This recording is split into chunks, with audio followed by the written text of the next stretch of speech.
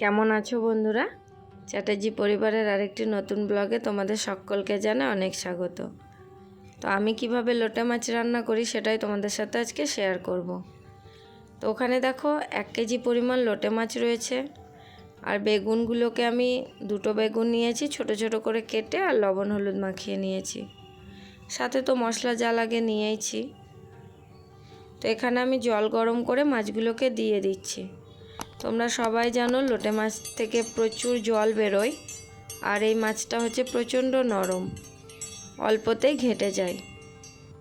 তো গরম জলে ভাপানোর একটি কারণ বলা ভুল, বেশ কয়েকটি কারণ রয়েছে। তো গরম জলে ভাপালে কি হয় বলো তো? তোমরা যদি মনে করো যে কাঁটাটা খাবে না, কাঁটাটা তরকারি মানে বাদ দিয়ে করবে মাছটা, সেক্ষেত্রে কাঁটাটা ছাড়িয়ে নেওয়া যায়। মাছের যে একটা আষ্টে গন্ধ থাকে সেটাও অনেকটা কমে যায়। আর মাছের গায়ে না প্রচুর নোংরাও থাকে, যার কারণে সেটাও পরিষ্কার হয়ে যায়। দেখতেই পাচ্ছ জলটা কতটা পরিমাণ নোংরা হয়ে গেছে। তো এইভাবে করে ভাপিয়ে নিয়ে রান্না করলে না রান্নাটাও ঝটপট হয়ে যায়। যখনই মাছটা আমরা মশলার মধ্যে দেব, যদি কাঁচা মাছ হয়ে থাকে প্রচুর জল বের হয়ে যায়, সেক্ষেত্রে রান্নায় সময়টা অনেকটা লেগে যায়। তো এইভাবে ভাপিয়ে নিলে জলটা বেরোয় না। তো প্রথমেই আমি বেগুনগুলোকে একদম ভালো করে ভেজে নেব। তো আমার কাছে লোটে মাছটা না বেগুন দিয়ে বেশ ভালো লাগে। বেগুন ছাড়া লোটে মাছ রান্না করলে আমার যেন মনে হয় সেরকম স্বাদই হয়নি। আর আমার কিন্তু খুব ফেভারিট লোটে মাছটা, আমি বেশ ভালোবাসি। আশা করছি সবাই ভালোবাসো। তো আমি কিভাবে রান্না করছি সেটা তোমরা দেখে নাও। এভাবে রান্না করে খেয়ে দেখবে, অনেক সুন্দর লাগে।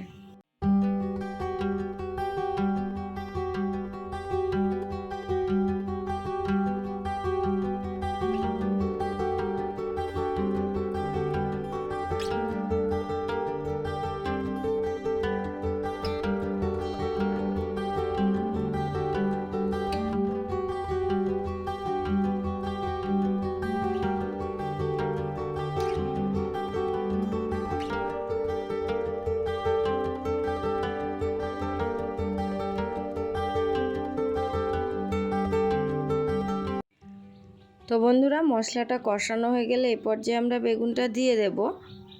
আর বেগুনটা পুরো তরকারির সাথে মিশে যাবে, তো যার কারণে ছোট ছোট করে কাটা।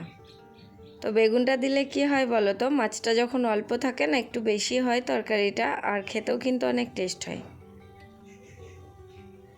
তো আমি এখানে মাছটা কাটা শুদ্ধই দেব। আমি কিন্তু কাটা ছাড়িয়ে রান্না করি না, আমার কাছে যেন কাটা শুদ্ধই ভালো লাগে। আর এই মাছটা এমনই একটা রান্না যেটা ভাত রুটি সব কিছুর সাথেই ভালো যায়। তবে আমি বলবো লোটে মাছে কিন্তু একটা জিনিস না দিলে যেন মাছের তরকারিটা অসম্পূর্ণ থেকে যায়, সেটা হচ্ছে ধনেপাতা। মানে লোটে মাছ মিমির বাবা যখনই নিয়ে আসে, যেখান থেকেই হোক ধনেপাতা নিয়ে আসতেই হবে। ধনেপাতা না দিলে মনে হয় যেন মাছে কিছুই দিইনি। তো যাই হোক, আমি রান্না করতেও ভালোবাসি আর খেতেও ভালোবাসি। তবে 500 মাছ আনলে আমার কাছে অনেকটাই কম মনে হয়, যার কারণে যখনই আনে 1 কিলোই নিয়ে আসে। আর 1 কিলো মাছ কিন্তু আমি আর আমার বরই খাই, ছেলে মেয়ে খায় না, ওদের জন্য আলাদা কিছু করে দিতে হয়। তো তোমাদের দেখাবো বলে দেখো কতগুলো কাটা আমি বেছেছি, তবে মাছটা মশলার উপর দেওয়ার পর। তো এই পর্যায়ে আমার মাছটা কিন্তু হয়ে গেছে, দেখতেই পাচ্ছ কতটা তাড়াতাড়ি হয়ে গেল আর কতটা শুকনো শুকনো করেছি।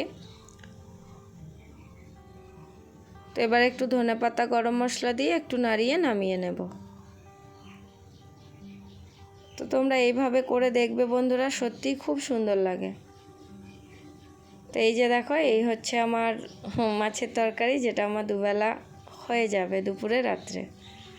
চলো, রেসিপি ভালো লাগলে একটা লাইক করে চ্যানেলটা সাবস্ক্রাইব করে দিও। আমার যেহেতু রান্নার চ্যানেল নয়, ব্লগ চ্যানেল, তো যেটুকুই হয় সেটুকুই তোমাদের সাথে শেয়ার করি। তো দেখা হচ্ছে পরের ব্লগে, টাটা।